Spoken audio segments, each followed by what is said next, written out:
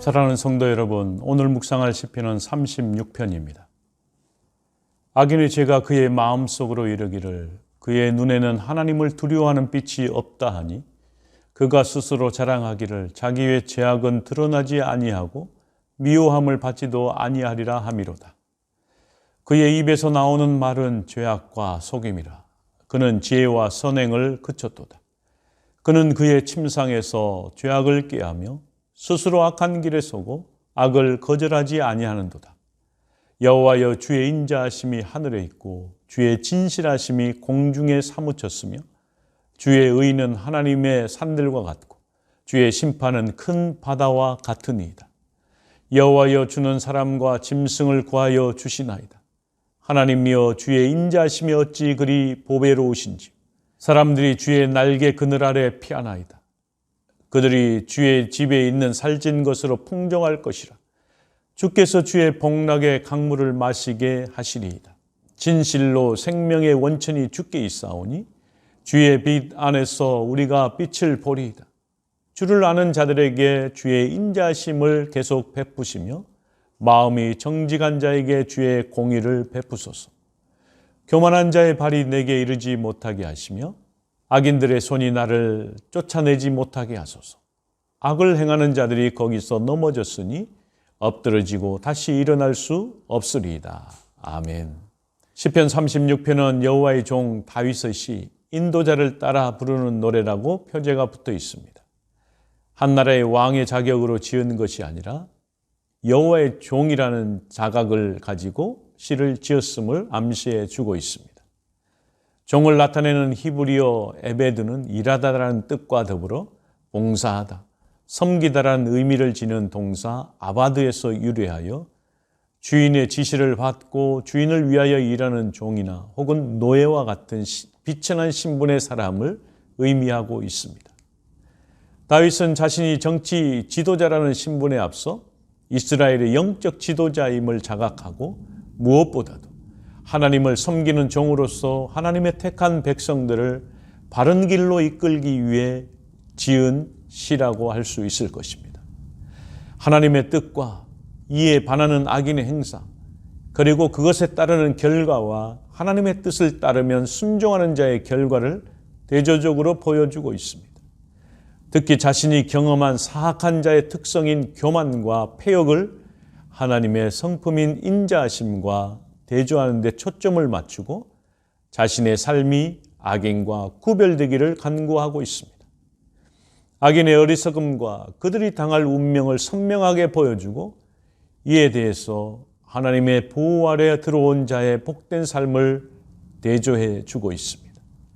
또한 의인의 길을 제시하고 그 길을 걸어갈 것을 소리 높여 타인에게 권면하는 일방적인 양식을 취하기보다는 자신이 교만과 패역으로 특징 지어진 악인의 길에서 벗어남으로써 하나님의 인자하심에 대해 경험을 밝히고 이스라엘 백성들 스스로 마땅히 택해야 할 바가 무엇인지 확실히 보여주고 있습니다.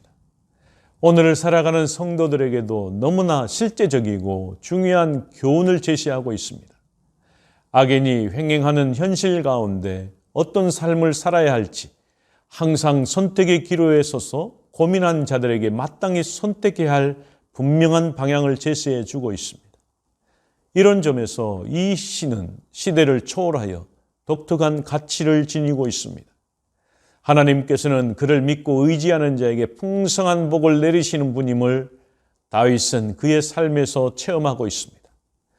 그의 체험적인 지식과 믿음으로 하나님을 찬양하고 또 하나님께서 주를 아는 자들, 하나님께 정직한 자들에게 인자하심과 공의를 베푸시는 분임을 고백하고 있습니다.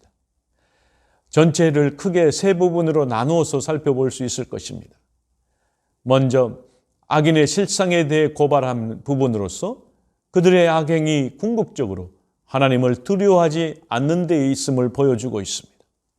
다윗은 하나님께로부터 악인의 죄와 실상에 대해서 말씀하고 있습니다. 악인의 눈에는 하나님을 두려워하는 빛이 없고 악인들의 인생관 역시 하나님을 두려워함이 있을 수 없으며 죄에 대한 두려움도 없음을 보여주고 있습니다. 죄인은 자신의 부정함과 죄악을 숨기기 위해 자기 양심을 오히려 위로하고 있습니다. 스스로 자랑하고 있습니다. 더 나아가서 도덕적 불감증에 빠진 것입니다. 악인의 언어는 죄악과 속임수로 가득 차 있습니다. 지혜와 선행을 그쳤다라고 말하고 있습니다.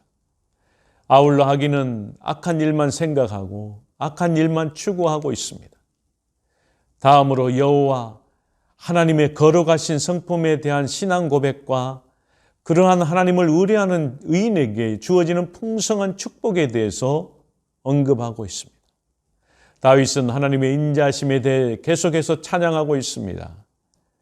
의인은 하나님의 인자하심을 의지하고 사는 사람이 바로 의인인 것입니다. 다윗 역시 하나님의 인자하심을 누리고 살았던 것입니다. 악인은 악에게 둘러싸여 살지만 의인은 하늘과 땅에 하나님의 인자하심이 충만한 것을 깨닫습니다. 변함없는 사랑으로 우리를 돌보고 계심을 믿는 것입니다. 의인은 주의 인자하심 안에서 사는 법을 깨달은 사람입니다. 주의 날개 그늘 아래 피하는 사람들에게 주의 집에서 살진 것과 주의 복락의 강물을 얻을 수 있을 것입니다. 주의 복락이 바로 에덴인 것입니다. 그러므로 의의 인생관이 가져오는 결과는 하나님의 복과 생명과 하나님의 빛을 더하심을 믿습니다. 마지막으로 하나님의 공의의 보응을 통해 하나님을 경외하는 자에게 대한 축복과 악인의 파멸을 간구하고 있습니다. 주의 인자심 안에서 계속 머물기 위해 다윗은 두 가지 간구하고 있습니다. 주의 인자하심과 주의 공의를 베풀어 주실 것에 대해서, 그리고 교만한 자를 떠나게 해달라고, 악을 행하는 자들이 엎드러져서 일어나지 말게 해달라고 간곡히 하나님 앞에 기도하고 있습니다. 왜냐하면 주를 아는 자와 마음이 정직한 자들이 주의 인자하심과 공의 안에서 계속 살 수 있기 때문에 그렇습니다. 그리고 교만과 악에서 떠나야 하는 것은 교만과 악으로 인해 하나님의 심판이 임하기 때문에 그렇습니다. 사랑하는 성도 여러분, 하나님은 인생들 앞에 두 길을 두셨습니다. 한 길은 생명과 축복의 길이며 다른 한 길은 저주와 멸망의 길입니다.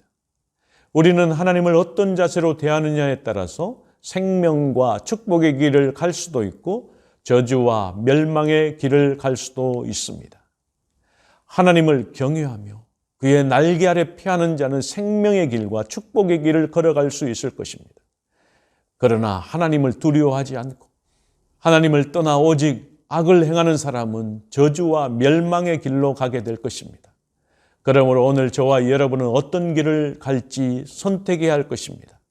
바라옵기는 하나님을 경외하며 그의 보호하심과 공의 안에 거함으로 생명과 축복의 삶을 살아가는 저와 여러분의 한날 되기를 주의 이름으로 간절히 축원합니다. 같이 기도하겠습니다.